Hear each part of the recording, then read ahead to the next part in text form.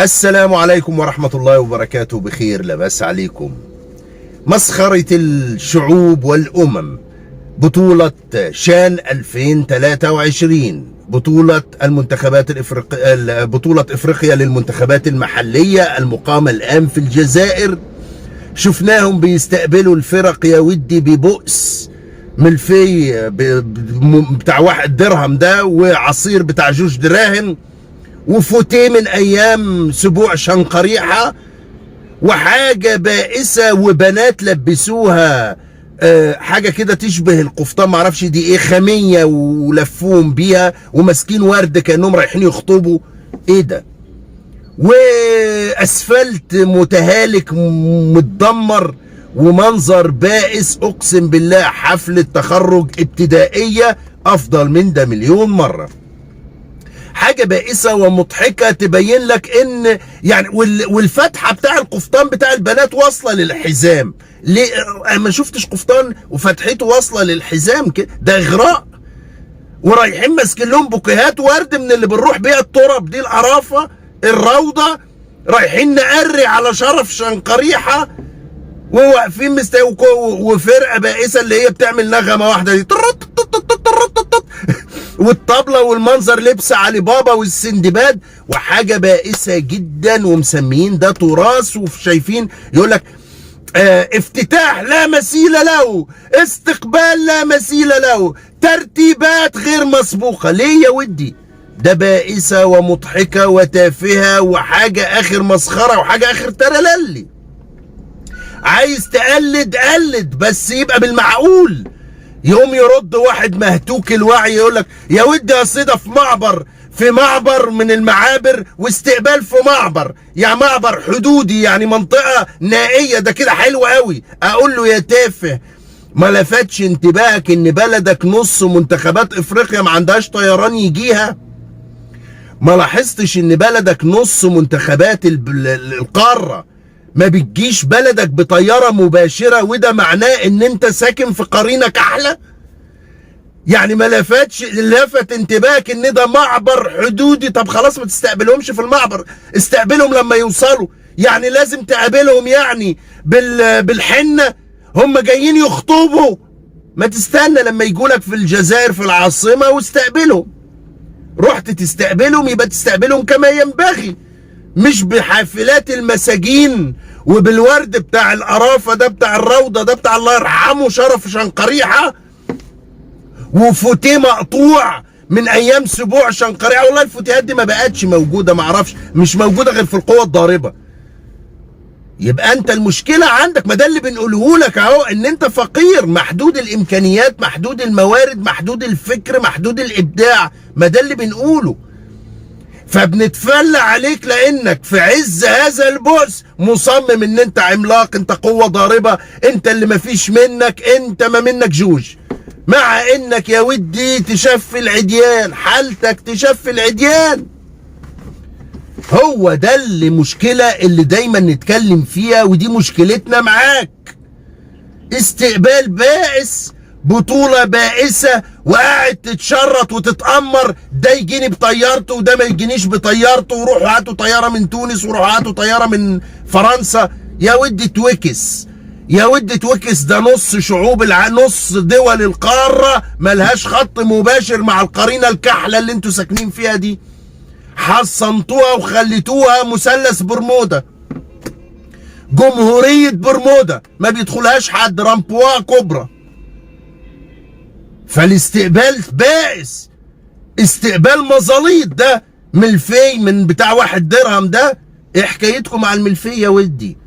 جسامة رشيناه بنص نص وملفي، وجايبين لهم ملفي. ايه حكايتكم مع بطولة الملفي دي؟ ملفي والله ب1 درهم، بدرهم، وازازة عصير ب2 دراهم. يعني القصة الحدوتة دي لموها ب20 درهم.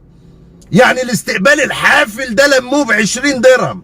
وبوكيهات الورد اللون الواحد دي اللي هو البوكيه ب10 دراهم ده برضو، واقفين البنات ماسكين البتاع خطبة، رايحين جايين حنة، وقفاطين معرفش دي قفاط ايه الفتحة اللي واصلة للحزام دي؟ ما شفتهاش انا قبل كده، الفتحة ما بتوصلش للحزام، وورد وحاجة بؤس. بؤس يا ودي بؤس. قعدنا نتفرج والناس تضرب كف على كف ويقول لك سبحان الله، ومصمم عبد المجيد ان دي قوة ضاربة. والله يا ودي انا شفت البؤس اشكال والوان اتفرجت عليه في الدنيا، انما عندكم البؤس مركب. مبدعين في البؤس، ربنا خزيكوا كده لانكم بائس ومزلوط وتافه وداخل في قصص اكبر منك، نستضيف الشان ونستضيف الكان ونستضيف المان، ورغم ذلك يبان بؤسك اكتر فاكتر. بتصرف فلوس يعني عشان الناس تيجي تتفرج عليك. في مثل في المغرب انا اسف سامحوني فيه، دارها وعلم عليها. يعني يعني انت رايح تصرف فلوس وتجيب اكبر قنوات في العالم ناقلة، وستكون القنوات الناقلة على مستوى العالم الاكبر الاضخم.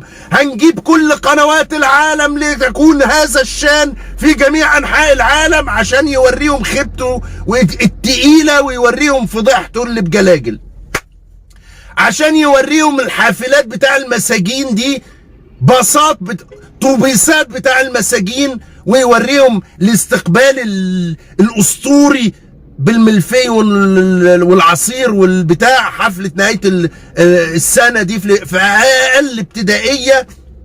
يعني والله العظيم ده ينطبق عليه المثل اللي قلته لكم ده. يعني بدل ما يسكت ويلم نفسه، لا راح يجيب القنوات العالمية اما يوريهم. عالم مسلط على هذا البلد لفضحه ووكسه اكتر ما هو مفضوح وموكوس.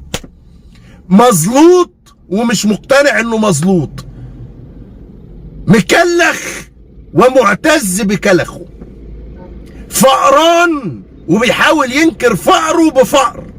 حاجة والله العظيم تدرس في الكلخ والبلاهة والبلادة والغباوة.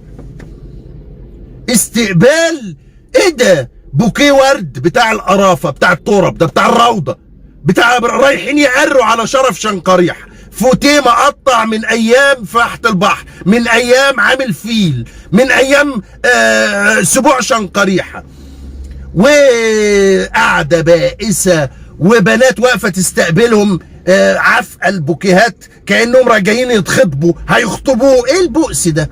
وايه البنات اللي واخدينهم معبر حدودي ملبسينهم؟ ايه ده؟ الرقاصة جت اول ما شفتهم والله افتكر الرقاصة. ايه ده اللي انتم ملبسينه لهم ده؟ ده تراث يعني، وفرقة بائسة طرارات طرارات طرارات طرارات طرارات حاجة زفت. الزفت الزفت يتجلى يتجلى في جميع صوره البهية. الزفت عالم غرقانة زفت، البلد كلها زفت ما عدا الطرقان ما فيهاش زفت. طريق مقشر ومكسر وحالته كرب.